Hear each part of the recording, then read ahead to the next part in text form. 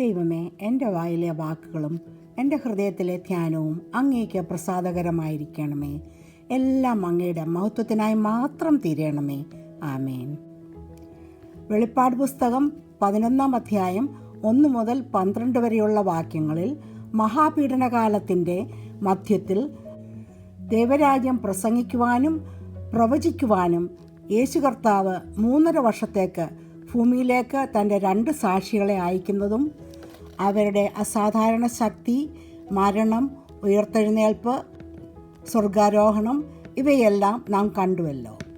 11 അധ്യായത്തിൻ്റെ അവസാന ഭാഗങ്ങളിൽ 7ാമത്തെ കാഹളം ഊതുന്നതും ദൈവരാജ്യത്തിൻ്റെ സൂചനകളും സ്വർഗത്തിലെ ദൈവാലയത്തിലെ കാഴ്ചകളും നാം കണ്ടു. നാം പഠിക്കാൻ പോകുന്ന 12 അധ്യായത്തിൽ ലോകാവസാനത്തിലെ വീണ്ടെടുപ്പിൻ്റെ അളവുകൾ കുറിക്കുന്ന ഒരു പ്രപഞ്ച ദർശനമാണ് നാം കാണാൻ പോകുന്നത്. ഈ 12 അധ്യായത്തിൻ്റെ തുടക്കം 11 അധ്യായം ലാസ്റ്റ് വാക്യമായ 19 നാം വായിച്ച് മനസ്സിലാക്കുന്ന സ്വർഗത്തിലെ ആലയത്തിൻ്റെ പ്രത്യക്ഷത തന്നെയാണ്. മനുഷ്യചരിത്രത്തിന് പിന്നിലെ ആത്മീകവും പ്രാപഞ്ചികവുമായ സംഘർഷം വെളിപ്പെടുത്തുന്നതിനായി തിരശീല പിൻവലിക്കുന്ന വെളിപ്പാട് പുസ്തകത്തിലെ വിവാദങ്ങൾ ഏറെയുള്ള ഈ 12 അധ്യായം വിവിധ രീതിയിൽ വ്യാഖ്യാനപ്പെട്ടിരിക്കുന്നു. പരിശുദ്ധാത്മാവിൻ്റെ നിറവിൽ ഇത് വായിക്കുവാനും പഠിക്കുവാനും മനസ്സിലാക്കുവാനുമുള്ള കൃപ തരയണമേ എന്ന് പ്രാർത്ഥിച്ചുകൊണ്ട് നമുക്ക് ഈ 12ാമത്തെ ചാപ്റ്ററിൻ്റെ പഠനത്തിലേക്ക് പ്രവേശിക്കാം. നമുക്ക് വെളിപ്പാട് പുസ്തകം 12 അധ്യായം 1, 2 വാക്യങ്ങൾ വായിക്കാം. സ്വർഗത്തിൽ വലിയൊരു അടയാളം കാണായി. സൂര്യനെ അണിഞ്ഞൊരു സ്ത്രീ, അവളുടെ കാൽക്കീഴ് ചന്ദ്രനും അവളുടെ തലയിൽ 12 നക്ഷത്രം കൊണ്ടുള്ള കിരീടവും ഉണ്ടായിരുന്നു. അവൾ ഗർഭിണിയായി നോവ് കിട്ടി വേദനപ്പെട്ട് നിലവിളിച്ചു. ഇവിടെ കാണുന്ന സൂര്യനെ ധരിച്ച് ചന്ദ്രനെ പാദപീഠമാക്കി 12 നക്ഷത്രങ്ങളുള്ള കിരീടം ചൂടിയ ഈ ഗർഭിണിയായ സ്ത്രീയെ ആരാണ്? ഇതിലെ താരതമ്യങ്ങൾ നമ്മളെ ഉൽപ്പത്തി 37 അധ്യായം 9 വാക്യത്തിൽ നാം വായിക്കുന്ന ഇസ്രയേൽ എന്ന മറുപേരുള്ള യാക്കോബിൻ്റെ മകനായ ജോസഫിൻ്റെ സ്വപ്നത്തിലേക്കാണ് കൊണ്ടുപോകുന്നത്. ഇവിടെ പ്രസവവേദന അനുഭവിക്കുന്ന ഈ സ്ത്രീ ഇസ്രയേലിനെയാണ് പ്രതിനിധീകരിക്കുന്നത്. ഈ സ്വപ്നം പ്രവചനപരമായി ഇസ്രയേൽ ജനതയുടെ അടിസ്ഥാന ഘടനയെ പ്രതീകപ്പെടുത്തുന്നു. ഈ 2 വേദഭാഗങ്ങളും ഇസ്രയേൽ ജനതയെ പ്രതിനിധീകരിക്കുന്നതിനായി പ്രപഞ്ച ചിഹ്നങ്ങളായ സൂര്യൻ, യാക്കോബ്, ചന്ദ്രൻ, റാഹേൽ, 11 നക്ഷത്രങ്ങൾ, ഗോത്രപിതാക്കൾ ഇവരെ ചൂണ്ടിക്കാണിക്കുന്നു. ഇസ്രയേൽ ജനതയുടെ അടിസ്ഥാന ഘടനയെ പ്രതീകപ്പെടുത്തുന്ന ജോസഫിൻ്റെ സ്വപ്നം സൂര്യനെ ധരിച്ച ഈ സ്ത്രീയുടെ പ്രതിച്ഛായയെ നേരിട്ട് കാണിക്കുന്നു. തിരുവെഴുത്തുകളിൽ ഇസ്രയേലിനെ ഒരു സ്ത്രീ എന്ന നിലയിൽ സംബോധന ചെയ്തിട്ടുണ്ട്. ആമോസ് 5 അധ്യായം 2 വാക്യത്തിൽ ഇസ്രയേലിനെ വെർജിൻ ഇസ്രയേൽ എന്ന സംബോധന ചെയ്തിരിക്കുന്നു. ജെറമായ 3:6-8 ഇസ്രയേലിനെ ഒരു അഡൾട്രസ് സിസ്റ്ററായും ജെറമായ 31:21-22 എന്നീ വാക്യങ്ങളിൽ ഒരു ബാക്ക് സ്ലൈഡിംഗ് ഡോട്ടറായും സംബോധന ചെയ്യുന്നു. യേശുക്രിസ്തു സഭയ്ക്ക് ജന്മം നൽകിയതിനാൽ യേശു ശാരീരികമായി ജനിച്ച രാഷ്ട്രം ഇസ്രയേലാണ്. അതുപോലെ തന്നെ ഇസ്രയേലിൽ കൂടിയാണ് ദൈവം തൻ്റെ മശിഹ വാഗ്ദത്തങ്ങൾ നിറവേറ്റിയത്. അബ്രഹാമിന് നൽകിയ വാഗ്ദത്തം നിറവേറുന്ന നിമിഷത്തിലേക്ക് ഇസ്രയേലിൻ്റെ മുഴുവൻ ചരിത്രവും വിരൽ ചൂണ്ടിയ പ്രവചന ജനതയാണ് ഇസ്രയേൽ. ബൈബിൾ ചരിത്രത്തിനുടനീളം സാത്താൻ ഏബ്രഹാം, ഐസക്, ജേക്കബ്, ഡേവിഡ് എന്ന കുടുംബ പരമ്പരയെ നശിപ്പിക്കുവാൻ ശ്രമിച്ചു.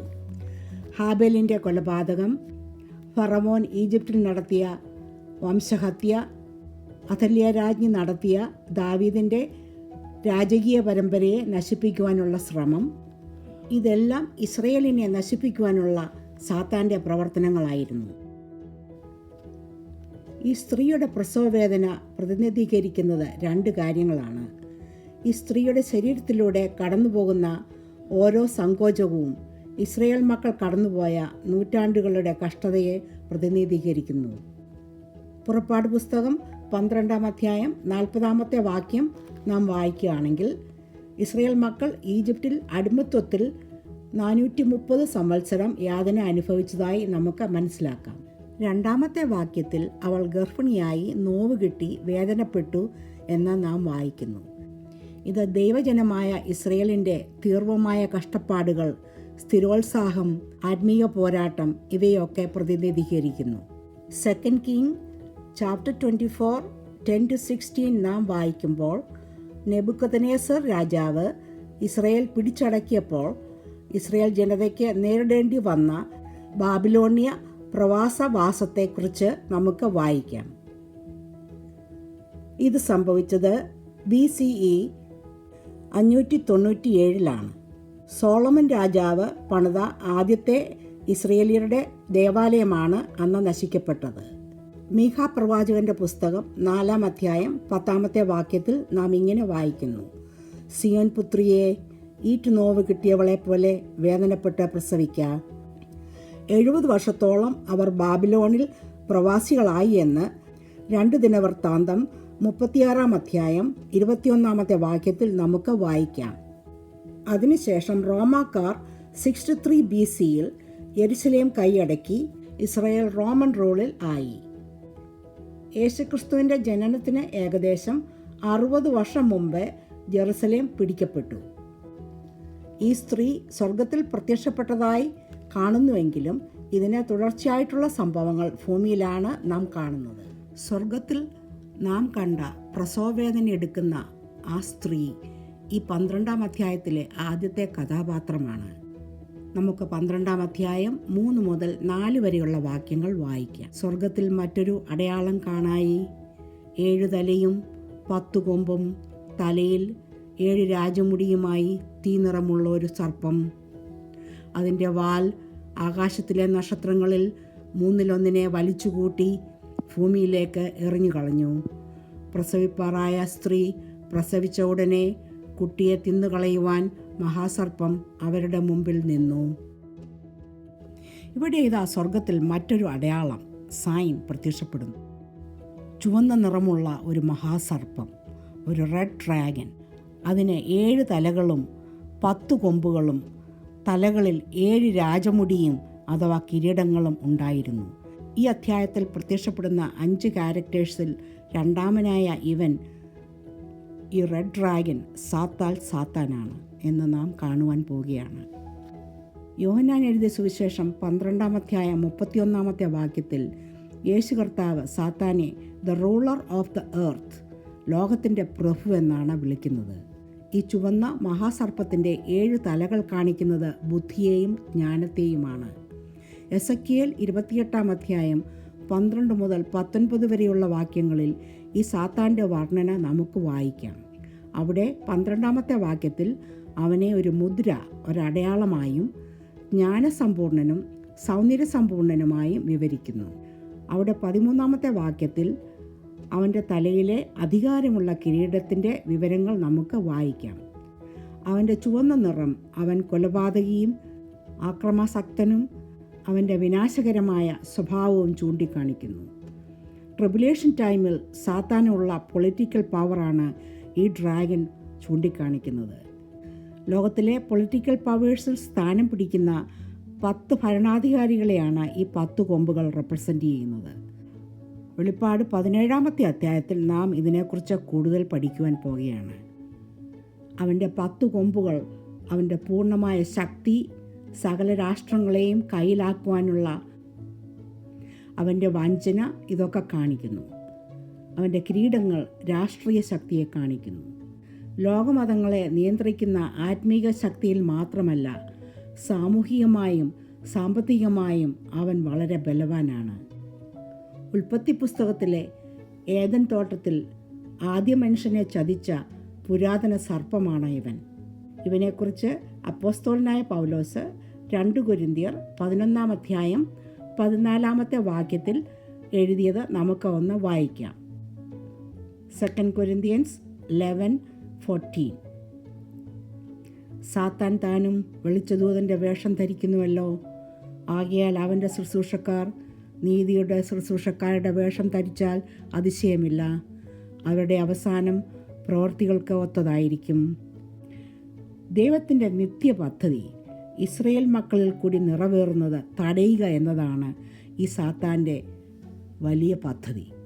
ദാനിയേൽ പ്രവാചകൻ്റെ പുസ്തകം 7-ാം അധ്യായം 7 മുതൽ 8 വരെയുള്ള വാക്യങ്ങളിലും 23 മുതൽ 24 വരെയുള്ള വാക്യങ്ങളിലും ഇവൻ കിരീടം കൊടുക്കുന്ന 10 രാജാക്കന്മാരുടെ റെഫറൻസ് നമുക്ക് വായിക്കാം. മഹാപീഡന കാലത്ത് ലോകത്തിലുള്ള സാത്താൻ്റെ ശക്തിയും സ്വാധീനതയും അതിൻ്റെ ഉയരത്തിലാണ്. ഈ മഹാസർപ്പത്തിന് ആകാശത്തിലെ ശക്തികളെ ഭത്സിക്കുവാനുള്ള അധികാരം നാം ഇവിടെ കാണുന്നു.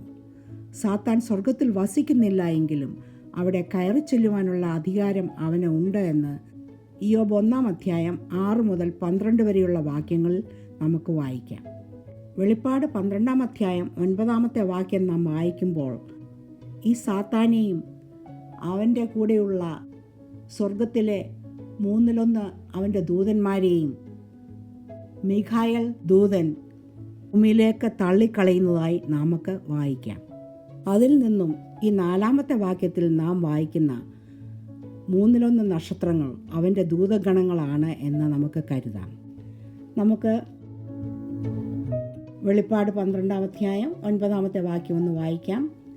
ഭൂതലത്തെ മുഴുവൻ തെറ്റിച്ചു കളയുന്ന പിശാചും സാത്താനും എന്ന മഹാസർപ്പമായ പഴയ പാമ്പിനെ ഭൂമിയിലേക്ക് തള്ളിക്കളഞ്ഞു, അവൻ്റെ ദൂതന്മാരെയും അവനോടുകൂടെ തള്ളിക്കളഞ്ഞു. ഈ വീണുപോയ ദൂതന്മാരുടെ എണ്ണം വളരെ വലുതാണ്.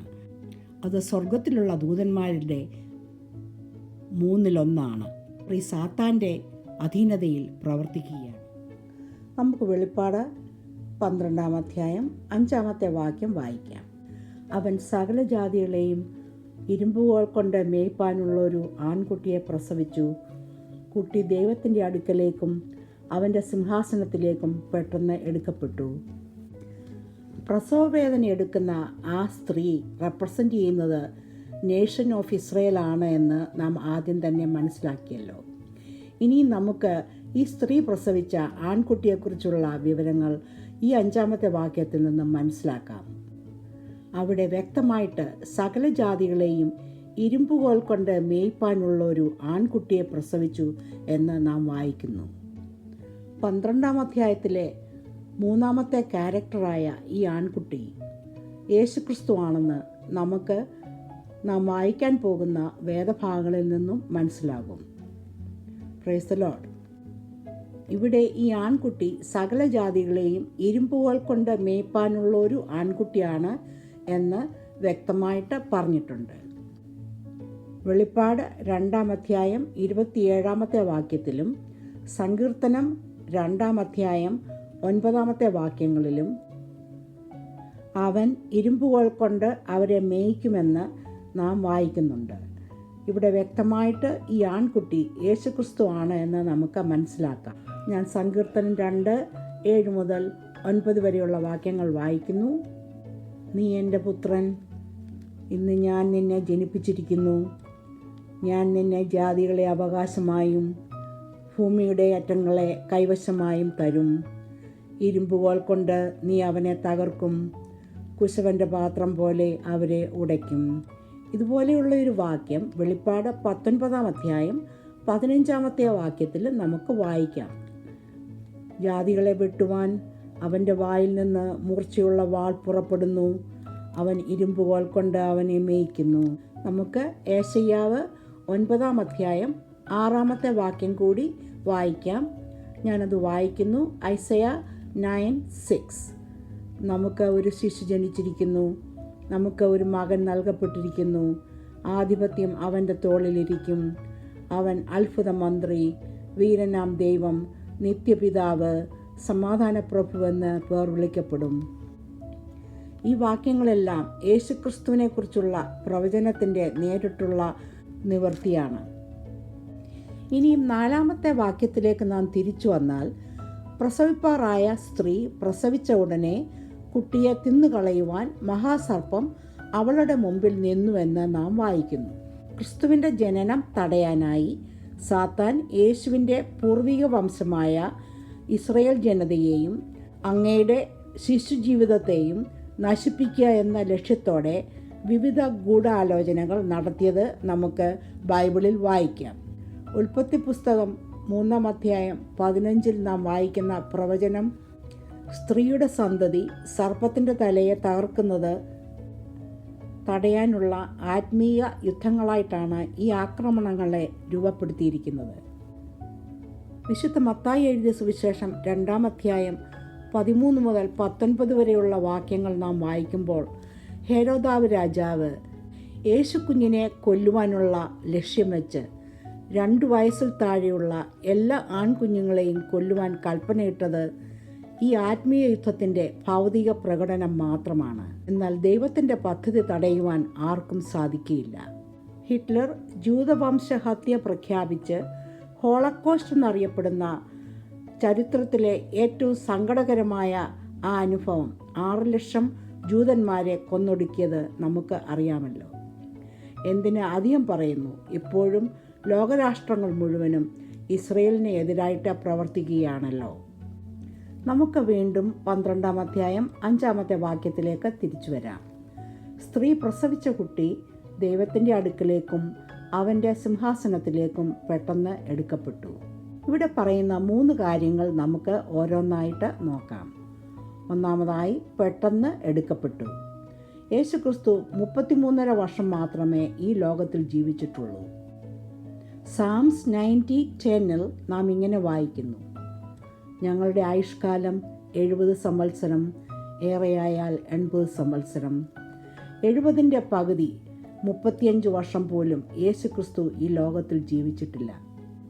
2 പീറ്റർ 3:8, സാംസ് 94 എന്നീ ഭാഗങ്ങളിൽ 1000 സംവത്സരം നിന്റെ സൃഷ്ടിയിൽ ഇന്നലെ കഴിഞ്ഞുപോയ ദിവസം പോലെയും രാത്രിയിലെ ഒരു യാമം പോലെയും ഇരിക്കുമെന്ന് നാം വായിക്കുന്നു.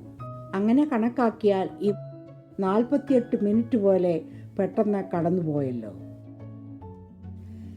യേശുക്രിസ്തുവിൻ്റെ ശാരീരിക ജനനം മാത്രമല്ലായിരുന്നു, ഇസ്രയേലിൽ കൂടി ദൈവത്തിൻ്റെ ദിവ്യ പദ്ധതികളുടെ പൂർത്തീകരണം കൂടിയായിരുന്നു ഈ വേദനകൾ, ഈ സ്ത്രീയുടെ വേദനകൾ.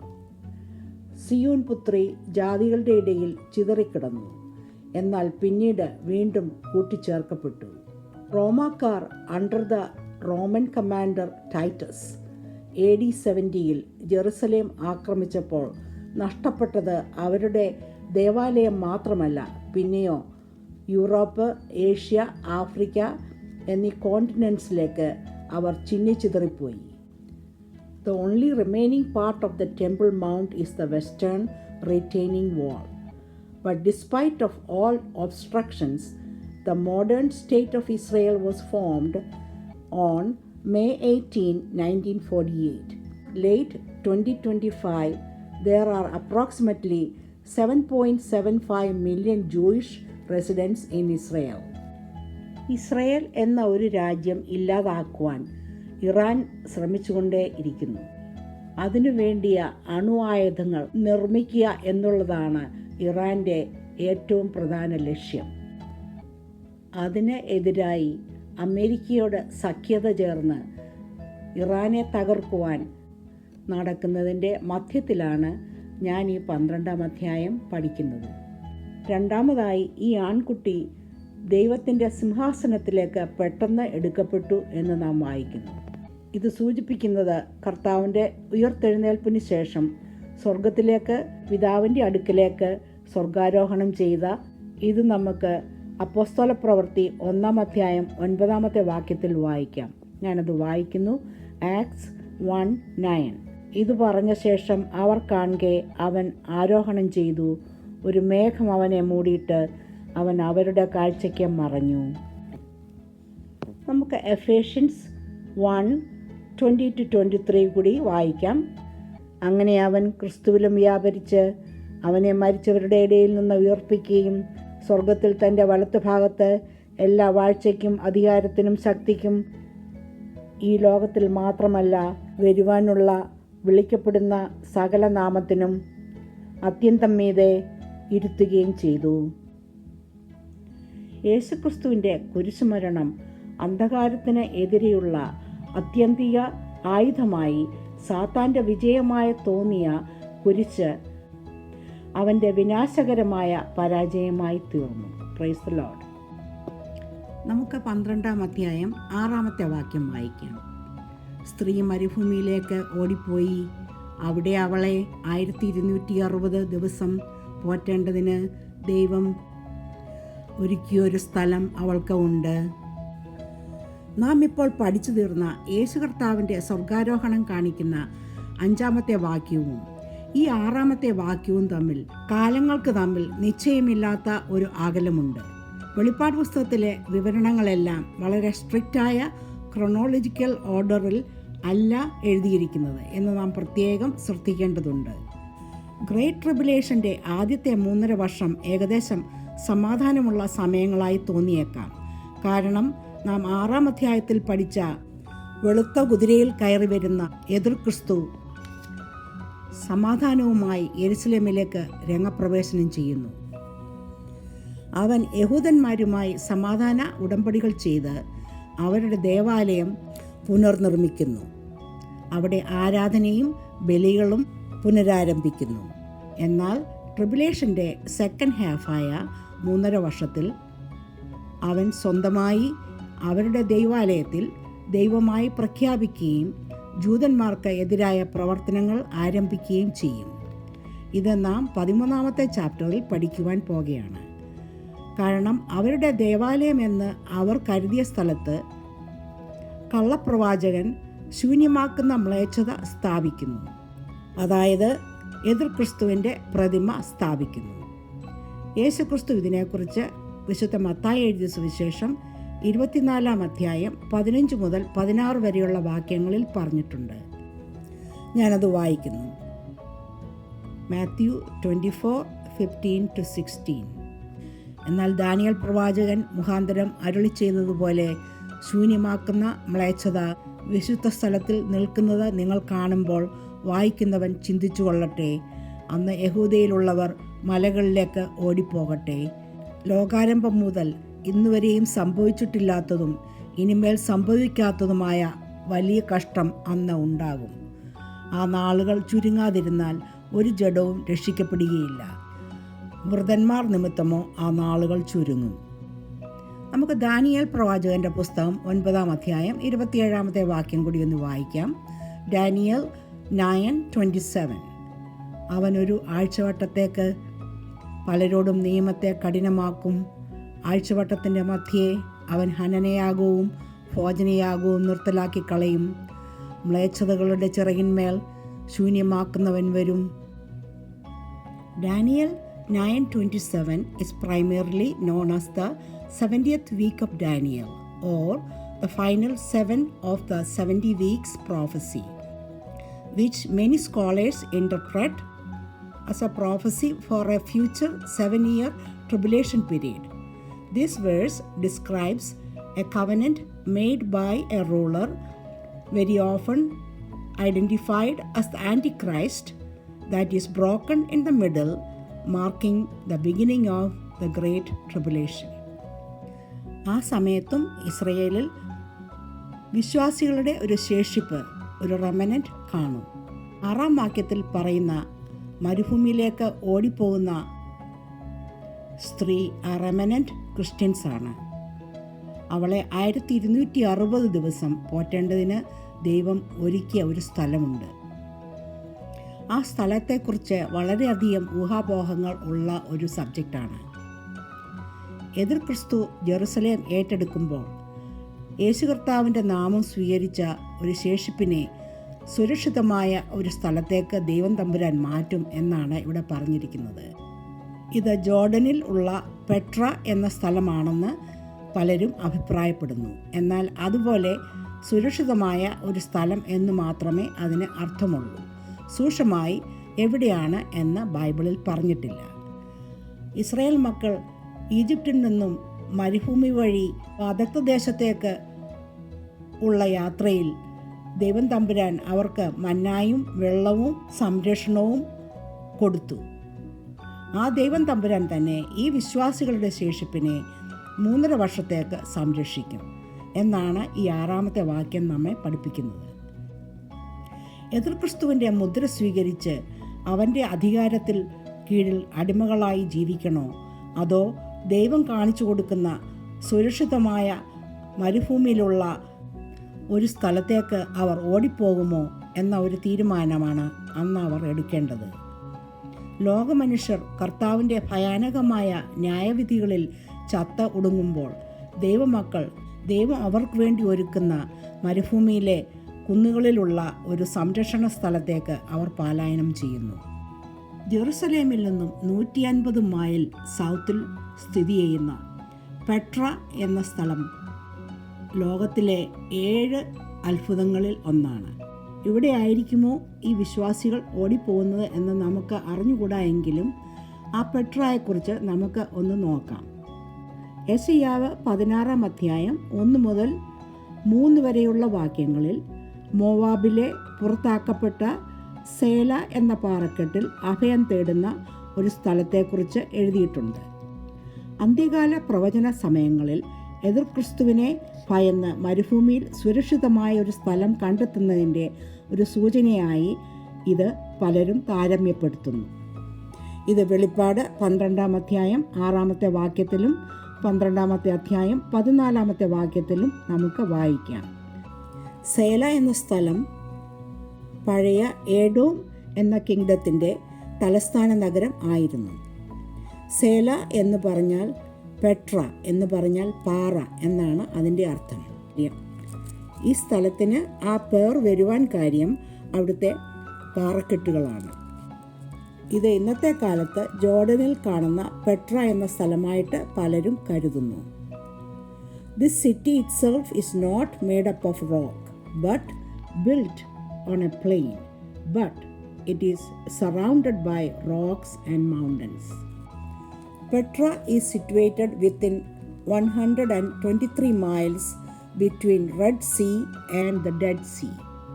Petra is located about 50 miles south of the Dead Sea and about 170 miles southwest of modern Amman, Jordan. It is also called Rose City because of the color of the sandstone from which it is carved. Petra is located about 150 miles south of Jerusalem. Amman is the capital of Jordan. When we study this, we can remember Jesus calling Peter Petra, the rock. Matthew 16:18. Thou art Peter, and upon the rock I will build my church, and the gates of hell shall not prevail against it. Israel മക്കളെ മരുഭൂമിയിൽ നിന്നും വാഗ്ദത്ത ദേശത്തേക്ക് പരിപാലിച്ച ദൈവം ഇപ്പോൾ ഇതാ ഇവരെ ഈ ട്രിബുലേഷൻ്റെ അവസാന സമയത്ത് വാഗ്ദത്ത നാട്ടിൽ നിന്നും മരുഭൂമിയിലേക്ക് നടത്തി പരിപാലിക്കുന്നു. ഞാൻ നേരത്തെ പറഞ്ഞതുപോലെ ഇത് പെട്ര ആണെന്ന് ബൈബിളിൽ പറഞ്ഞിട്ടില്ല. ആ സ്ഥലം ജെറുസലേമിന് അടുത്തായതുകൊണ്ട് ആ സ്ഥലത്തിൻ്റെ ജിയോഗ്രാഫിക്കൽ ഫീച്ചേഴ്സ് നമ്മൾ ഒന്ന് പഠിച്ചു എന്ന് മാത്രമേ ഉള്ളൂ. ഹോസയ 2:14-17 and Revelation chapter 12 verse 6 are often compared as parallel symbolic narratives detailing God's protection of His people during the times of intense spiritual persecutions. Both passages feature a woman who is brought into the wilderness for a specific period of time for protection.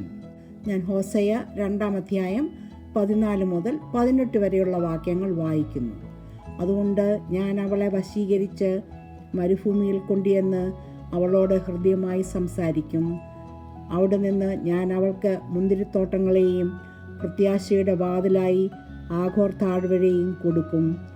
അവൾ അവിടെ അവളുടെ യൗവനകാലത്തിലെന്ന പോലെയും അവൾ മിസ്രയീം ദേശത്തു നിന്ന് പുറപ്പെട്ടു വന്ന നാളിലെന്ന പോലെയും വിധേയയാകും. അന്നാളിൽ ഞാൻ അവർക്ക് വേണ്ടി കാട്ടിലെ മൃഗങ്ങളോടും ആകാശത്തിലെ പക്ഷികളോടും നിലത്തിലെ ഇഴജാതികളോടും ഒരു നിയമം ചെയ്യും.